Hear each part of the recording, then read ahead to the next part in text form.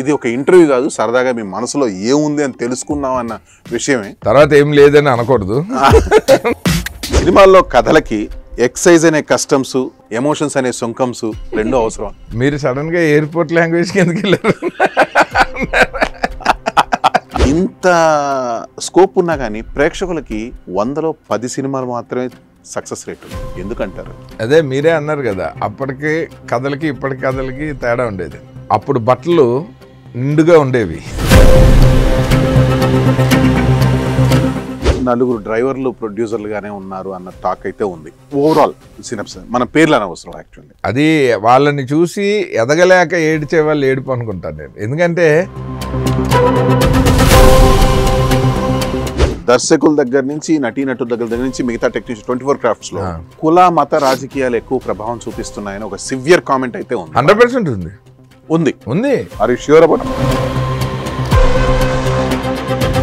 National award film ఫెస్టివల్లో కూడా తెలుగు సినిమాలు చాలా వెనుకంజలో ఉన్నాయి. దీనికి కారణం ఏంటంటే అంటే we always wanted to play safe. Telugu industry మీరు ఎప్పుడు దశాబ్దాలుగా చూస్తే సినీ పరిశ్రమలో ఈ వారసత్వం అనేది ముందు కూడా కొనసాగుతుంది అనుకుంటున్నారా, లేదంటే ఎప్పటికప్పుడు ఇప్పుడు లేటెస్ట్ గానే మాట్లాడుకుందాం కాంటెంపరీగా 3 సినిమాలు దర్శకుడిగా ఆగిపోవటం అన్నది దర్శకత్వ కెరీర్ కి పెద్ద దెబ్బ. అలా జరిగాయండి. ఇప్పుడు పీపుల్ మీడియాలోనే ఉన్నాయి 3. అది వెల్కమ్ టు సాక్షి ఎక్స్క్లూసివ్. ప్రేక్షకులకు దసరా శుభాకాంక్షలు. మనిషిని నడిపించేది మెదడు, ఆ మెదడుని ఆట ఆడించేది మనసు. మనిషిలోని ఎమోషన్స్ మనసంతా నువ్వే అని చెబుతున్నా రాజైనా శ్రీరాముడైనా మనసు మాట వినరు. రెయిన్బో లాంటి ఈ ఎమోషన్స్కు ప్రతిక్షణం నేనున్నాను అని చెప్పే మనసు ఎప్పటికీ మన భాషే. నేటి రేపటి తరానికి ఎమోషన్స్ విలువ సినీ పరిభాషలో చెబుతున్న సక్సెస్ఫుల్ డైరెక్టర్ వాడ్రేవు నాగేంద్ర ఆదిత్య గారికి సాక్షి వెల్కమ్ చెబుతోంది. ఈ దసరా నాడు సరదాగా ఆయన మనసులో ఏముందో మనం తెలుసుకుందాం. నమస్తే ఆదిత్య గారు. నమస్కారం. ఎక్సలెంట్ ఇంట్రో రాశారు. సినిమా పేర్లు అన్నీ వచ్చేటట్టు చాలా బాగుంది. ఇది వేరే వాళ్ళ గురించి అయితే విజిల్ కూడా వేసాడు. సో ఇవాళ ఇది ఒక ఇంటర్వ్యూ కాదు, సరదాగా మీ మనసులో ఏముంది అని తెలుసుకుందాం అన్న విషయమే. తర్వాత ఏం లేదని అనకూడదు. ఏమైనా ఉంటుందేమో అని మేము ఆలోచిస్తున్నాం. మీ అభిమానం దొరికితే ఓకే. అసలు ముందు ఎన్కౌంటర్ క్వశ్చన్స్ కన్నా కొంచెం మామూలు క్వశ్చన్స్ తో స్టార్ట్ చేద్దాం. మీ ఇష్టం అండి. మీతో ఉన్న ప్రయాణం, సాక్షి ఛానల్తో ఉన్న ప్రయాణం రెండు మంచివి, బాగున్నాయి. ఇప్పుడు రెండు కలిసి ఒక దగ్గర కూర్చున్నాయి. ముందుగా మీకు దసరా శుభాకాంక్షలు. Thank you. మీకు సాక్షి టీవీ ప్రేక్షకులకి అందరికీ దసరా పండుగ శుభాకాంక్షలు. సార్, మీ ప్రయాణం ఇప్పుడు ఎలా ఉంది? అప్పటి నుంచి ఇప్పటిదాకా, అంటే నేనున్నాను నుంచి ఇప్పటిదాకా ఎలా ఉంది? యాక్చువల్గా సడన్గా అలా పైకి వెళ్ళి, అంటే నార్మల్గా వచ్చాను ఇండస్ట్రీకి, ఏం కష్టాలు పడకుండా పైకి వచ్చేసాను. అక్కడి నుంచి పడ్డాక యాక్చువల్గా ఏంటో తెలిసింది. సో అది రెక్టిఫై చేసుకునే ప్రాసెస్లో కష్టపడుతూ మళ్ళీ నెమ్మదిగా ఒక స్థాయికి వచ్చానని ఇంకా అనుకుంటున్నాను. వాటి ఫలితం వచ్చాక తెలుస్తుంది. నేను కంబ్యాక్ అన్నది నేను ఎంత బలంగా ప్రయత్నం చేశాను అన్నది రానున్న రోజుల్లో తెలుస్తుంది. ఇంట్రోలో చెప్పినట్టు ఆదిత్య గారికి ఎమోషన్స్తో రక్తి కట్టించడం అనేది బాగా వెనతో పెట్టిన విద్య. మీరు బాగా ఎమోషనల్ పర్సన్. నేను బాగా ఎమోషనల్ పర్సన్. అదే ప్రాబ్లం. ఎందుకంటే నా నిర్ణయాలన్నింటినీ ఆలోచనలు లెక్కలు కంటే ఎమోషన్స్ ఎక్కువ ప్రభావితం చేస్తుండటం వల్ల మొదటి నష్టం నాకే జరుగుతుంది ఇప్పుడు లైఫ్లో.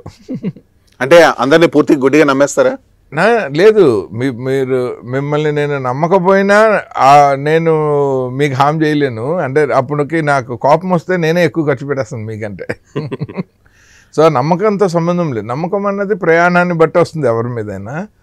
బట్ నా ఎమోషన్ వల్ల మొదటి నష్టం నాకు చేసుకుంటాను నేను ఎప్పుడు. అది దానివల్లే నాకు పైకి రావటం లేట్ అవుతుంది. దాదాపు ప్రతి సినిమాల్లో మీ ఎమోషన్స్ ప్లే అనేది ఎక్కువ ఉంటుంది, రైట్? ఏ ఎండక గొడుగు అన్నట్టు ప్రతి రంగంలోనూ కష్టము నష్టము అన్నీ ఉంటాయి. కానీ సినిమా వాళ్ళు, మీడియా వాళ్ళు ఆ కష్టాన్ని ఎక్కువగా ఎలివేట్ చేస్తారని ఒక చిన్న కామెంట్ ఉంది, దాని మీద మీ అభిప్రాయం ఏంటి? సినిమా వాళ్ళు చెయ్యరు. ఎందుకు చెయ్యరు అంటే వాళ్ళు కష్టాల్లో ఉన్నారని తెలిస్తే అవకాశాలు రావు అని భయం. ధైర్యంగా ట్రాన్స్పరెంట్గా నేను అప్పుల పాలైపోయాను, లేకపోతే నేను అది ఎప్పుడు సినిమా వాళ్ళ దగ్గర నుంచి మీరు వినరు. వాడి ఇంట్లో ఏమీ లేకపోయినా సరే బయటకు చాలా ప్రజెంటబుల్గా ఉండాల్సిన వృత్తి సినిమా వృత్తి. కానీ దాన్ని మొత్తం రంధ్రాన్వేషణ చేసి బయట పెట్టేది మీడియా వాళ్ళు. అంటే మళ్ళీ మా మీద పడ్డారు మీరు.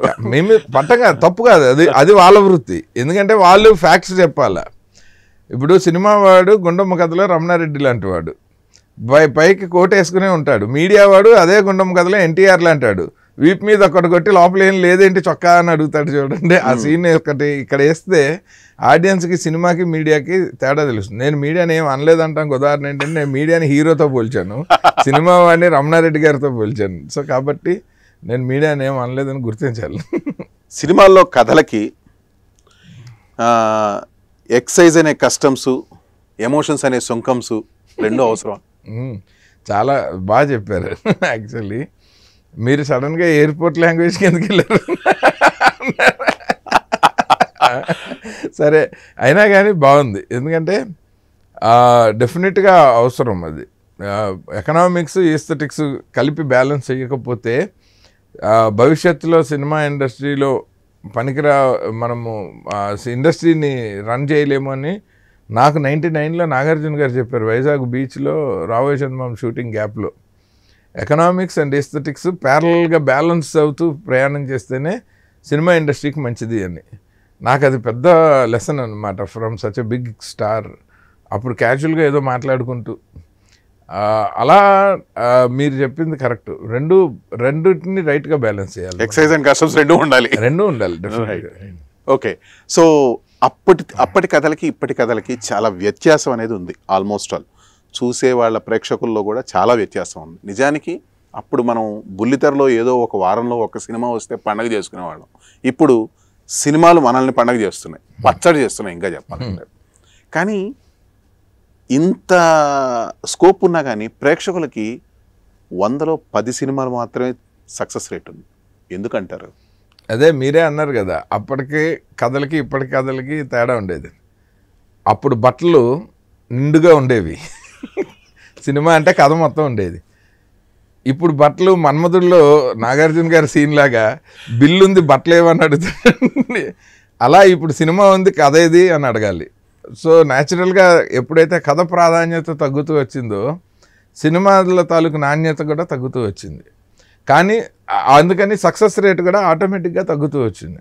ఇప్పుడు హీరోలందరూ అభిమానులు, ఓపెనింగ్ డే అభిమానుల కోసం కథలు ఓకే చేయటమే తప్ప ఒక లాంగ్ రన్లో కథ కల్టకల. ఇప్పుడు మీకు ఖుషీకి ఓజీకి ఉన్న తేడా ఉంటుంది. అంటే రెండు ఇప్పుడే ప్రస్తుతం లేటెస్ట్ ట్రెండ్ కాబట్టి చెప్పాను, కానీ ఇది పవన్ కళ్యాణ్ గారిని ఉద్దేశించి కాదు. అలా చేయాల్సిన పరిస్థితి వచ్చేసింది ఇండస్ట్రీకి. కంటెంట్ పరంగా నిజానికి ఇప్పుడు ఎక్స్పాండ్ అవుతున్న అమెచ్యూర్ మీడియా అని అనుకోవచ్చు. లిటరల్గా చెప్పాలంటే యూట్యూబ్లో బోల్డ్ అంత కంటెంట్ వచ్చేస్తుంది. సినిమాలు పక్కన పెట్టేద్దాం కాసేపు. ఈ కంటెంట్ అమెచ్యూర్ వీడియో ఎడిటర్స్ కానీ అమెచ్యూర్ 24 క్రాఫ్ట్స్ అని చెప్పచ్చు. ఇన్ఫ్యాక్ట్ దాన్ని సినీ పరిశ్రమ ఎలా తట్టుకుంటోంది ఇప్పుడు? ఓటీటీని మర్చిపోండి, just amateur content of YouTube ఈ ప్లాట్ఫామ్ గురించి మాట్లాడుకుందాం. తట్టుకోవడం అనేది ఇండివిజువల్ పర్సెప్షన్ అండి. ఇప్పుడు నేను కొన్ని థంబ్నెయిల్స్ చూసి నవ్వుకుంటాను, కొంతమంది సీరియస్గా ఫీల్ అవుతారు. రైట్, అది మన పర్స్పెక్టివ్. అంటే థంబ్నెయిల్ అన్నది దాని వెనకాల ఉన్న ఆల్గారిథం ఏంటి, అది చూడంగానే అట్రాక్ట్ చేసి ఆ కంటెంట్లోకి వెళ్ళాలి. ఆ లోపల అది ఉండాల్సిన నెసెసిటీ లేదు, అసలు ఉండదు. చాలాసార్లు సినిమాలకి టైటిల్ అట్రాక్ట్ చేయడానికి ఉంటాయి కానీ కథ అది కాదు. అవును. సేమ్ అది తెలిసే వరకు కొంచెం కంగారుగా ఉండేది. థంబ్నెయిల్ మొదట్లో ఈ ప్రక్రియ మొదలైన కొత్తల్లో చిన్న కంగారు ఉండేది, ఇదేంట్రా అని నొక్కి చూసేవాడిని. ఎప్పుడైతే ఇది అర్థమయ్యిందో, ఇదే ఆల్గారిథం అని తెలిసాక నేను చాలా హ్యాపీగా థంబ్నెయిల్ ఏం పెడుతున్నారు అని చదువుతాను. స్లోగా అది తెలిస్తేనేమో దాని తాలూకు మార్కెటింగ్ స్ట్రాటజీ అర్థమవుతుంది. కానీ కొంతమంది చాలా పర్సనల్గా తీసేసుకుంటారు. అసలు థంబ్నెయిల్స్ మీద యుద్ధాలు జరిగిపోతాయి. కొంతమంది దాన్ని తీసుకోలేకపోతున్నారు. నేనేమంటానంటే ఇప్పుడు మన పని మనం చేసుకుంటూ పోతే ఎవరు ఏమి చేసినా మన పనిని అయితే ఎవడు ఇన్ఫ్లుయెన్స్ చేయలేడు. ఎందుకంటే ఇది అందరూ చేయగలిగే పని కాదు. మన ట్రైనింగు, మన లైఫ్లో చేసిన సాక్రిఫైజులు, మన కెరీరు, మన స్ట్రాటజీలు, మన ప్లానింగు, మన నిబద్ధత, మన ప్రొఫెషనల్ ఎథిక్స్ ఇన్నింటిని నమ్మకుండా ఎవడో పెట్టిన తమ్మునేల్ని మనం నమ్మేదంటే అదే కొంచెం హాస్యాస్పదంగా ఇప్పుడు అనిపిస్తుంది. కానీ మొదట్లో నాకు చాలా కంగారు ఉండేది. ఈ ఇంటర్నెట్ మొదలైన కొత్తల్లో లైక్ లేట్ 90s ఎర్లీ 2000sలో మన గురించి ఏదైనా వస్తే భయం వేసేది, మన కెరీర్ ఏమైపోతుందో అని. ఎందుకంటే ఇవేమీ లేనప్పుడు ఎవరైనా ఏదైనా అన్నారంటేనే, అంటే ఇది చాలా సెన్సిటివ్ కెరీరు. జంధ్యాల గారు చెప్పారు నాకు ఒకసారి, మనతో మాట్లాడుతున్నప్పుడు ఆ ఎదుటివాడికి వచ్చే ఇంప్రెషన్ కంటే మన ఆప్షన్స్లో మన గురించి ఇండస్ట్రీ ఏం మాట్లాడుకుంటుందో అది మన కెరీర్ అన్నవాడు ఆయన. మంచి మాట. అది అందుకని ఎవరైనా వచ్చి ఇదేంటి వాళ్ళు నీ గురించి ఇలా అన్నారు, నీ గురించి ఇక్కడ ఇలా జరిగింది డిస్కషన్ అంటే భయం వేసేది. అలా ఎందుకన్నా మళ్ళీ మనం ఎదురెళ్ళి దాన్ని క్లారిఫై చేయలేము. అందరికీ అంత యాక్సెస్ అందరితో ఉండదు. మనం పనిచేస్తున్న టెక్నీషియన్లు, ఆర్టిస్టులు తప్పితే మిగిలిన వాళ్ళందరికీ మనము ప్రేక్షకులతోనే సమానం.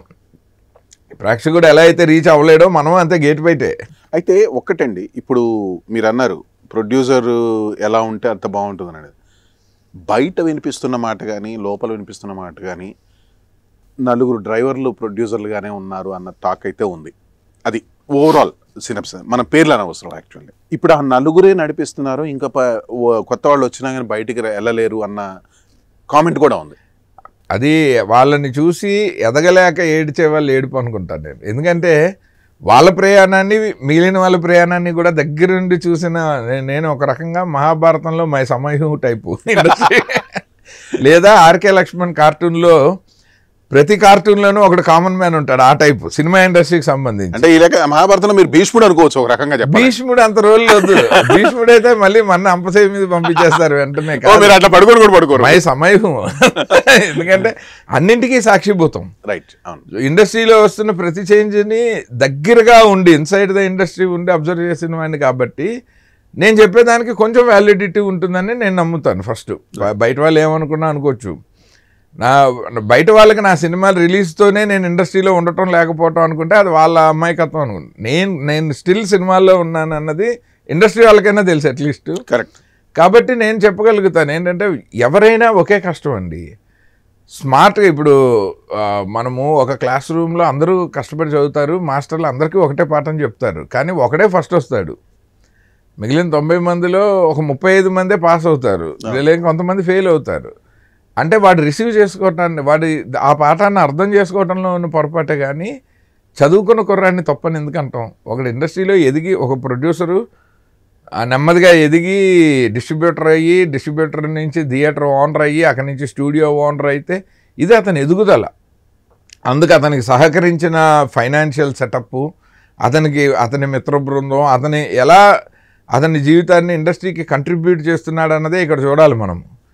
నిజంగా డబ్బులు వచ్చిన నిర్మాతలు నాకే తెలుసు, తమిళనాడులో కానీ, కర్ణాటకలో కానీ, ఆంధ్రప్రదేశ్లో కానీ చాలామంది ప్రొడ్యూసర్లు సూపర్ హిట్ రాగానే పొలాలు కొన్నారు, సొంతంగా రాజకీయ నాయకులకి ఎలక్షన్కి ఫండింగ్ ఇచ్చారు, పార్టీలకు ఫండింగ్ ఇచ్చారు, వేరే వేరే వ్యాపారాల మీద విస్తృతంగా డబ్బులు పెట్టారు. అందులో లాభాలు వచ్చిన వాళ్ళు ఉన్నారు, నష్టపోయిన వాళ్ళు ఉన్నారు.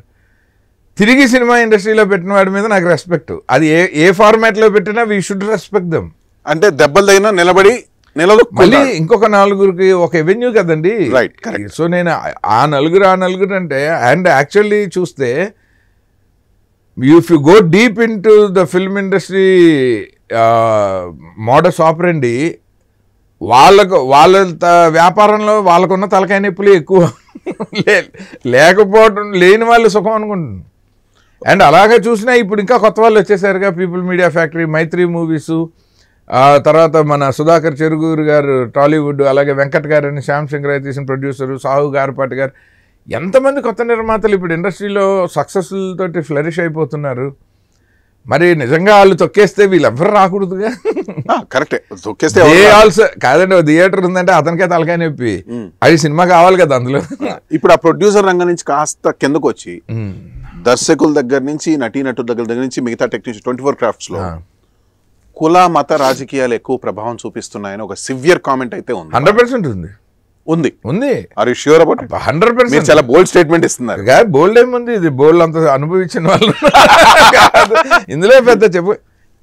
అది తప్పేనా? నేనే ఇదివరకు ఎప్పుడో ఫేస్బుక్లో పెట్టా, మీరు చూసే ఉంటారు. కులం మనకి బలమైనంత వరకు ఆ అభిమానం ఓకే, అది బలహీనత అయినప్పుడే డేంజర్. అది మనకైనా వ్యవస్థకైనా. కులం పిచ్చి అన్నది బలహీనతగా మారిన వాళ్ళు మేబీ టెంపరీగా బెనిఫిట్ పొందుతారు కానీ లాంగ్ రన్లో దెబ్బతినేస్తారు. అయితే ఇప్పుడు కులం పిచ్చి మత పిచ్చి అయితే ఉంది, మతం లేదు. సినిమాకి మతం లేదు. సినిమాకి మతం వస్తే అసలు ఇండియాలో ఇంకా మామూలుగా మారిపోతుంది. దాని అభిమతం సినిమా ఇండస్ట్రీ రాజకీయం అయితే మనుగడ పోతుంది. రాజకీయం అయితే ఉంది. కులం ఎప్పుడుందో మీకు న్యాచురల్లీ రాజకీయం. ప్రజెంట్ సినారియోలో ఇంకొక క్వశ్చన్, ఇప్పటిదాకా మనకు అత్యుత్తమ వేదిక, అవార్డు వేదిక ఏదైనా ఉంది అని అంటే ఆస్కార్ వేదిక అని చెప్పుకుంటాం. ఆస్కార్ దాకా మన చిత్రం అయితే వెళ్ళింది, తెలుగు చిత్రం కూడా వెళ్ళింది. కానీ దశాబ్దాల తరబడి ఏళ్ల మీద కూడా కాదు, ఒకటో రెండో అట్లా అలరించాయి. భారతీయ సినిమా అనుకోవచ్చు, తెలుగు సినిమా అనుకోవచ్చు. అవార్డు అనేది అదొక గుర్తింపు, ప్రేక్షకులు చప్పట్లు కొడితే అదే పెద్ద అవార్డు అని సినిమా వాళ్ళందరూ అంటారు. కానీ అక్కడ దాకా వెళ్ళడం అనేది ఇంకో పెద్ద ఇది అనమాట. అలాంటిది ఇంత టెక్నాలజీ ఇంత చేసి ఇంత అభివృద్ధి చెందిన సినీ పరిశ్రమ ఇంకా ఎందుకు మన ఇప్పుడు అసలు ఆస్కార్ దాకా వదిలేసేయండి, నేషనల్ అవార్డ్ ఫిల్మ్ ఫెస్టివల్లో కూడా తెలుగు సినిమాలు చాలా వెనుకంజలో ఉన్నాయి. దీనికి కారణం ఏంటంటారు? మనము బేసిక్గా మనది రీజనల్ మార్కెట్ అండి, అంటే గ్రౌండెడ్గా మాట్లాడుకుంటే గిరిగీసుకోవడం కాదు. మన నిర్మాతలు ఎక్కువ రిస్క్ తీసుకోలేని పరిస్థితుల్లో నుంచి సినిమాలు మనం మొదలయ్యాయి. మనం ఏముంది, ఒక 2 ఎకరాల పొలం ఉంటే 1 ఎకరం మన కుటుంబానికి ఉంచుకొని 1 ఎకరం తాకట్టు పెట్టి ఎవరో హీరోకి అడ్వాన్స్ ఇచ్చి నెమ్మదిగా మంది చాలా స్లోగా స్టార్ట్ అయినది. అప్పుడు సేఫ్ గేమ్ ఎక్కువ. మనం అంటే we always wanted to play safe. Telugu industry మీరు ఎప్పుడు దశాబ్దాలుగా చూస్తే మనం సేఫ్ గేమ్ ఆడతాము. We never took risk.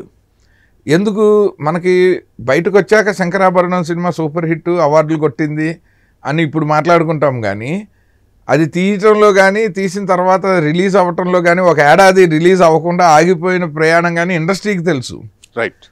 అది ఎవడు పడతాడు అని మనం దాన్ని అటెంప్ట్ చేయం. వెనుకున్న బాధ ఎవరికి తెలియదు, వెనుకున్న బాధ ఇండస్ట్రీకి తెలుసు, అందుకని వాళ్ళు అటెంప్ట్ చేయరు. ఇండస్ట్రీకి తెలుసు, వాళ్ళు కళ్ళారా చూస్తారు కదా. ఇప్పుడు నేను రెయిన్బో తీశాను, రిలీజ్ అయ్యింది, ఫ్లాప్ అయింది అన్నది బయటకు తెలుస్తుంది, కానీ దాని ముందు జరిగింది ఏంటి అన్నది ఇండస్ట్రీకి తెలుస్తుంది. కరెక్ట్. అది తెలిసినప్పుడు వాళ్ళు ఇంకొకళ్ళు ఏమనుకుంటారు, అలాంటి అటెంప్ట్ చేయకూడదు అనేసుకుంటారు సింపుల్గా. సో నేను తీసిన జోనరాలు ఇంకా మంచి కథని బెటర్ హీరో టచ్ చేయిస్తే హిట్ అవ్వగలిగే అవకాశం ఉన్నా పోయిందని ఎగ్జాంపుల్ తీసుకుని మనం చేయం. సో అలా చూస్తే ఎక్కడో ఒక టార్చ్ బేరర్ ఉంటాడు, ఒక రాజమౌళి గారు, తర్వాత ఒక నాగశ్విన్, అలా ఒక్కొక్కరు ఇప్పుడు వస్తున్నారు. కొత్త నీరు. రాజమౌళి గారు ధైర్యం చేశారండి. ఇలా ఆయన ఛత్రపతి తర్వాత ఎంత చేసినా తెలుగు సినిమా మార్కెట్ 80 కోట్లే కదా.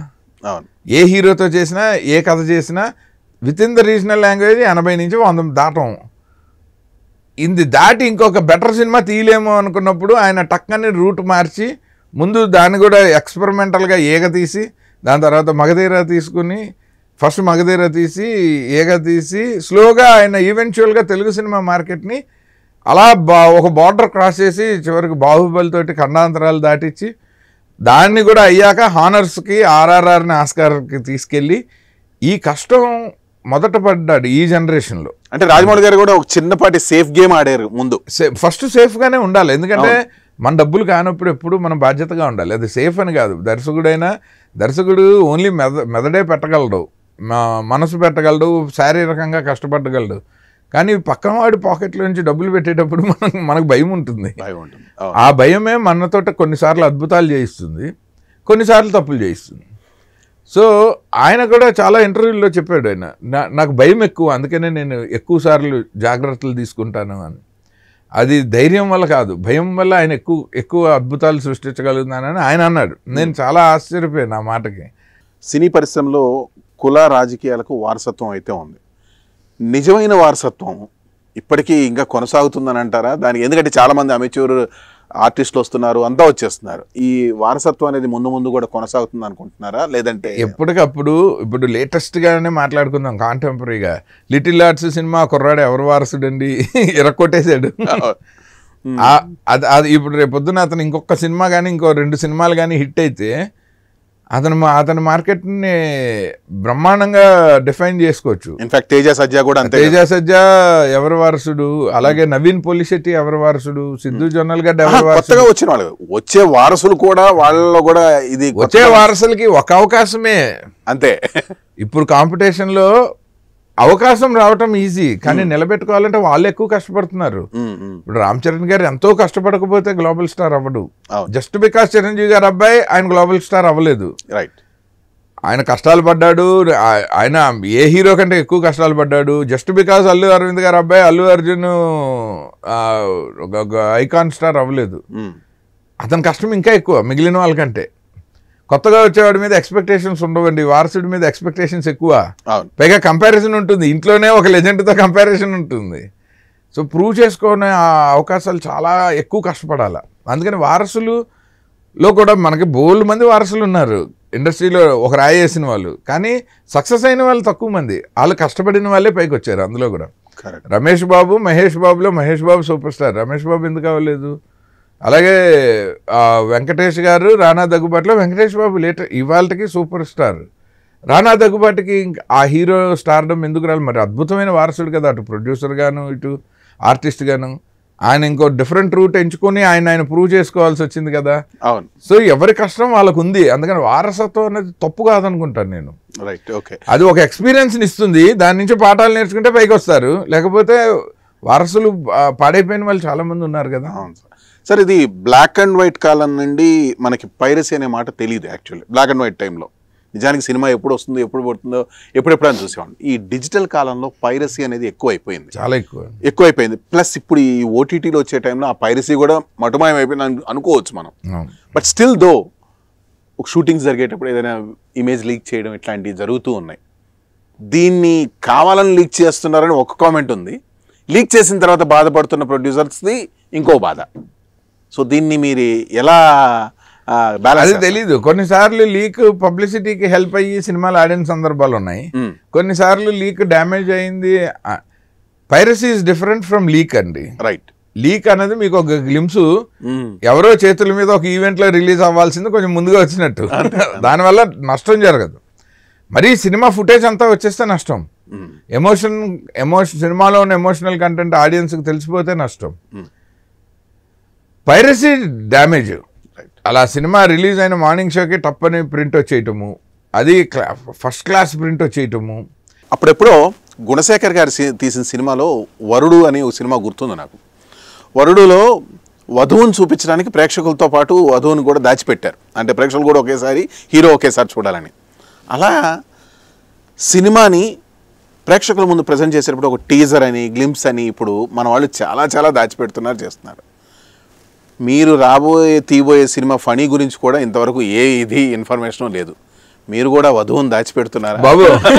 మీరు వధువుని దాచిపెట్టి ఆ సినిమా లాభపడితే పోనీ మంచి ఎగ్జాంపుల్ అంటే అది పోయింది. నేను అది పెద్ద బ్లండర్. అంటే కొన్నిసార్లు స్ట్రాటజీల్లో తప్పులు అవుతాయి. నేను రెయిన్బోలో రాజమౌళి గారిని దాచిపెట్టి థియేటర్లో సర్ప్రైజ్ ఉంటుంది అనుకున్నా, కానీ థియేటర్కే ఆవిడ రాకుండా పోతాడని నాకు తెలీదు. ఎందుకంటే నేను పాపం ఆడియో ఫంక్షన్కి ఇన్వైట్ చేయాల్సి ఉండింది, కానీ ఆయన వేషం వేశారు అని చెబితే సర్ప్రైజ్ పోతుంది. థియేటర్లో ఆయన చూడంగానే ఒక హై ఉంటుంది అనుకుని నేను ఆయన ఆడియో ఫంక్షన్కి కూడా పిలవలేదు. అలా మనం పబ్లిసిటీలో ఒకటి అనుకుంటే ఒకటి జరుగుతుంది. దానివల్ల పరిణామాలు మనమే, గుణశేఖర్ గారైనా నిర్మాతలైనా నేనైనా ఎవరైనా ఒకటే అనుభవించాల్సిందే.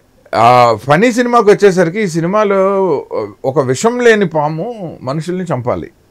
పగ ఉంటుంది, విషం లేదు, పగ ఉంటుంది. మా చెల్లెలు మీకు కూడా బాగా తెలుసు, ఫ్యామిలీ ఫ్రెండ్సే, మా సిస్టరు బావగారు, వాళ్ళే ప్రొడ్యూసర్స్, మీనాక్షి శాస్త్రి గారు. తనే సంగీతం కూడా చేసింది అద్భుతంగా. ఇలాంటి ఒక కథకి సీజీ అవసరం. సీజీ ఈజ్ ఎ హీరో ఈ సినిమా. అంటే ఒక ఏగా పగతోటి ఒక సుదీప్ కిచా లాంటి వాడిని ప్రాణాలు తీయటం ఆ కథ ఎలాగో, విషం లేకుండా ఒక పాము. ఎందుకంటే విషం ఉంటే పోలీసులకి తెలిసిపోతుంది. స్నేక్ బైట్ అన్నది ఈజీగా డిటెక్ట్ చేస్తాం.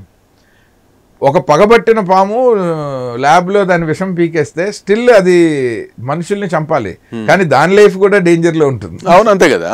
ఆ విషయం హీరోయిన్కి తెలిసాక కూడా ఆ పాముని చంపలేకపోవటం అన్నది కథ. నువ్వా నేనా అన్నట్టు ఉంటుంది ఆ పాము. అంత ప్రతీకార జ్వాలతో ఉన్న పాము విషం లేకుండా మనుషుల్ని చంపాలి. సో దీంట్లో దాని యాక్షన్ ఎపిసోడ్స్ అన్నీ సీజీలో డిజైన్ చేసాం. దాని షూటింగ్ సీజీ సూపర్వైజర్ హెన్రీ లెప్టోవ్ అని లాస్ ఏంజల్స్ నుంచి అతన్ని పెట్టుకొని అతని సమక్షంలో చేసాం. జునైద్ గారు అని ఎడిటరు, ఆయన ప్లస్ సీజీ సూపర్వైజర్ కూడా, ఆయన కూడా సెట్లో పెట్టుకుని చేసాం. కానీ దాని వర్క్ డీటెయిలింగ్లోకి వెళ్ళేసరికి మనం డిఫైన్ చేసిన ఒక షాట్ అది కరెక్ట్గా వస్తే దాని ముందు వెనకాల షాట్లు కంటిన్యూటీ తేడా వస్తుంది, లేదా ఫుటేజ్ తేడా వస్తుంది. నేను సంగీతం గారి దగ్గర పనిచేసిన అనుభవము, తర్వాత మనము ఈ జనరేషన్లో రాజమౌళి గారి టెక్నీషియన్స్ తోటి నేను కలిసి పనిచేసిన మయూకా శ్రీకాంత్ గారు, ఇలా అందరితోటి కలిసి వర్క్ చేస్తున్న ఎక్స్పీరియన్సు, ఆ కాంప్లికేషన్స్ నాకు తెలుస్తున్న కొద్దీ నాకు ఎందుకు రాజమౌళి గారి సినిమాలు డిలే అవుతున్నాయని అర్థం. విఎన్ ఆదిత్య గారు ఎప్పుడు సరదాగా ఉండే మనిషి. మీ జీవితంలో మీకు బాగా కోపం తెచ్చిన మనిషి ఎవరైనా ఉన్నారా? మీరు చెప్పదలుచుకుంటే చెప్పొచ్చు, లేదంటే హరికృష్ణ ఇంటూరేనా? వ్యక్తిగతంగా చెప్పండి. సినీ పరిశ్రమలో సినీ పరిశ్రమలో బేసిక్గా స్పర్ ఆఫ్ ద మూమెంట్ కోపం చాలా మంది మీద వస్తుంది. వాళ్ళు ఎందుకు ఇలా చేశారు అని.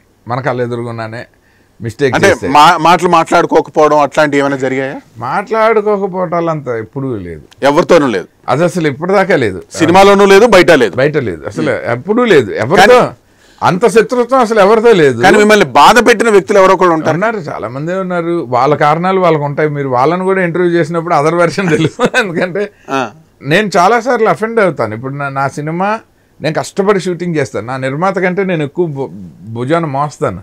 అది రిలీజ్ కాకపోతే ఏదో ఒక ఈగోయిస్టిక్ కారణాల వల్ల, ఎవరో మధ్యవర్తుల వల్ల అది రిలీజ్ అవ్వకపోతే నాకు బాధ వస్తుంది. అంటే నా కష్టం ఒకటే కాదు కదా, సినిమా అంటే 24 క్రాఫ్ట్లు చాలా మంది ఉంటారు. ఆ సినిమా రిలీజ్ అయ్యి ఫ్లాప్ అయినా నాకు పర్వాలేదు, కానీ ఆ కష్టం అసలు హిట్టో ఫ్లాపో కూడా తెలియకుండా అలా ఎడిటింగ్ రూముల్లో ఉండిపోవటం అన్నది నాలాంటి, అంటే ఏమీ బ్యాక్గ్రౌండ్ లేని వాడికి 3 సినిమాలు దర్శకుడిగా ఆగిపోవటం అన్నది దర్శకత్వ కెరీర్కి పెద్ద దెబ్బ.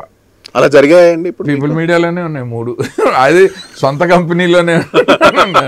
అంటే చాలా క్లోజ్, ఆయనకి చాలా అభీష్టం ఉంది. అభీష్టం వేరు, సంకల్పం వేరు, చిత్తశుద్ధి వేరు కదా. ఆయనకి విపరీతమైన అభీష్టం ఉంది. నేను కలిసినప్పుడు అలా సినిమాలు రిలీజ్ చేయడానికి ఆయన పడుతున్న కష్టాలు చెప్తారు. బట్ నేనేమంటానంటే, అసలు మీరు ఒక ప్రమోషనల్ బడ్జెట్ పెట్టుకొని, ఇప్పుడు రాజేంద్ర ప్రసాద్ గారు, జయప్రద గారు ఒక సినిమా, సునీల్ అనౌన్స్ చేశారు కదా, సునీల్ తోటి ఒక సినిమా, సునీల్ను అజయ్ గారు, ఇవన్నీ అయిపోయి సెన్సార్ అయిపోయి, జగపతి బాబు గారు, రాధిక గారు, ఖుష్బు గారు, వీళ్ళతో నాజర్ గారు, అంతా మంచి స్టార్ క్యాస్ట్, ఎక్స్ట్రాడినరీ టెక్నీషియన్స్ అన్నిట్లోనూ. లక్ష్మీ భూపాల్ గారు, మికీ జే మేయర్, అనూప్ రూబెన్స్, అండ్ మేకింగ్లో కూడా ఎక్కడా తగ్గింది లేదు. People Media standard of film making ఎలా ఉంటుందో తెలుసు కదా. ఎందుకు ఆగాయి? నాకు ఇవాళకి అది బేతాల ప్రశ్న. సో నేను ఇది విశ్వప్రసాద్ గారిని అడిగారు కానీ మిమ్మల్ని అడగ. విశ్వప్రసాద్ గారిని అడిగినా అవ్వలేదు, అదే అది వివేక్ కుచిపట్ల గారిని అడిగినా అవ్వలేదు. ఎవరు అంటే అకౌంటబిలిటీ లేకపోవటం అన్నది ఒక పెద్ద సంస్థలో. ఒక్కో సినిమాకి మినిమం కేవలం నాకు ఫైనల్గా ఒకటి అనిపిస్తుంది, ఆయన నేను క్లోజ్ కాబట్టి నా సినిమా బయటకు వచ్చి మంచి పేరు వస్తే మా రిలేషన్ ఇంకా బలపడుతుందని చేస్తున్న కుట్రలాగా కనబడుతుంది. కానీ సినిమాల్లో ఏం తప్పు ఉండదు.